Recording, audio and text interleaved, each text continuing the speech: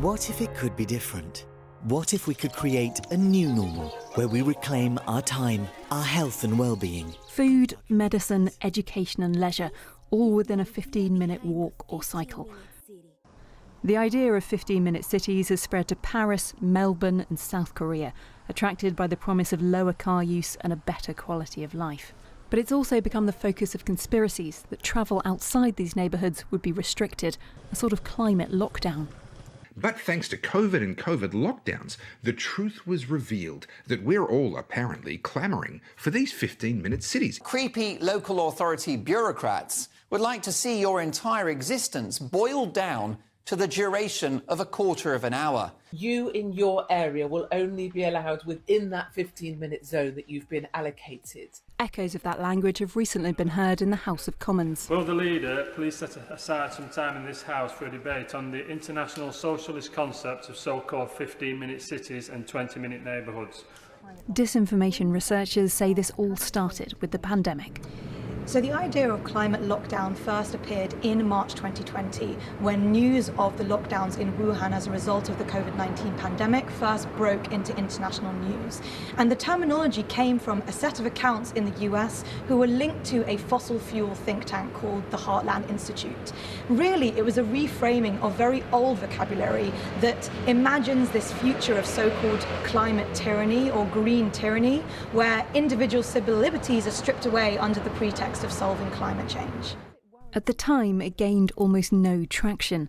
But months later, a number of mainstream institutions used the efforts to tackle the pandemic as an example of the scale of what would be needed to fight climate change.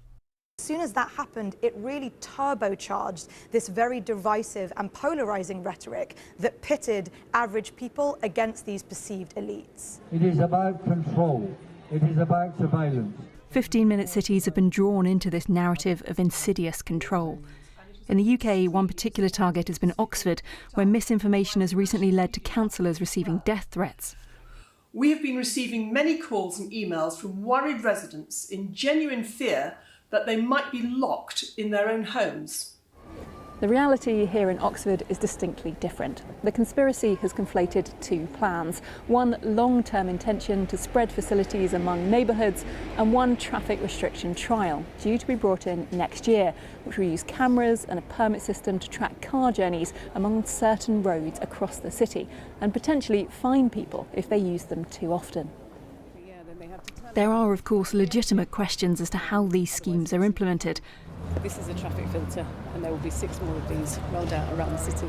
Businesses, for example, reliant on drive-through trade. It's very much a message to visitors and shoppers, people visiting our hotels and restaurants, that Oxford is not accessible and you have to stay out of Oxford. Oxford has included multiple exemptions from the scheme, including for businesses, carers and blue badge holders. Visitors will of course be able to travel by other means, including public transport, or drive around the ring road to avoid the filters.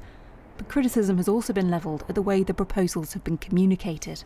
There were no great efforts for everybody in the city to be made aware of what's happening, and some people still don't actually know what's happening. You can see why certain people turn to conspiracy theories. The council say they've been consulting on the idea since 2019.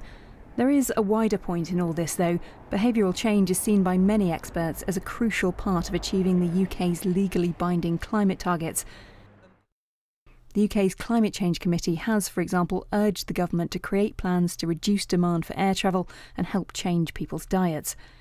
This recent concern and conspiracy shows how these kinds of policies are communicated may be central to their success. What we find in research is actually if you're completely transparent about nudges, so about the idea that some policy proposals are designed to change people's behavior and what the government thinks are positive ways, if you actually state what the goals are of the nudge, be transparent and honest about it, it doesn't reduce the efficacy of those types of initiatives at all. When it comes to the future of travel, though, disinformation has already taken root.